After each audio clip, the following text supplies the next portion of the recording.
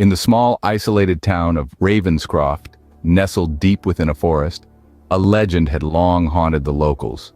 It was whispered around campfires and in the dimly lit bars, passed down from one generation to the next, the legend of the Pale Man. The Pale Man was said to emerge only on the darkest of nights, when the moon was but a sliver and the stars hid from view. He was a tall, emaciated figure with skin as white as the snow, his limbs grotesquely elongated.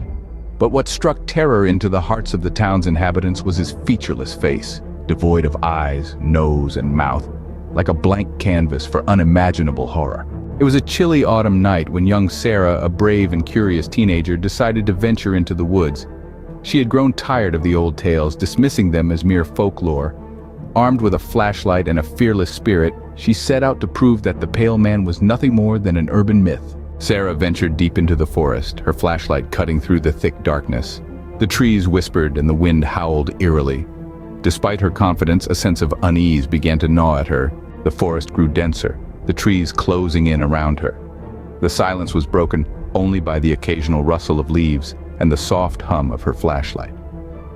It was then that Sarah heard it, a faint, rhythmic tapping, like long, bony fingers against a tree trunk. She tried to shake off the fear, convincing herself that it was just the wind or a forest creature. But as she moved forward, the tapping grew louder, closer. Panic set in. She quickened her pace, the flashlight's beam darting wildly through the darkness. Then, just as she felt the Pale Man's presence closing in, the flashlight flickered and died. Sarah stood frozen in the pitch-black forest. She heard a shuffling, the sound of something moving closer. The moon, hidden behind heavy clouds, offered no guidance. Sarah felt a cold breath on her neck, sending shivers down her spine.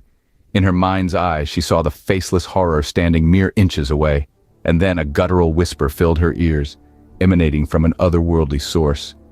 "Sarah, you should have listened." As the whisper intensified, Sarah felt a bony hand touch her shoulder.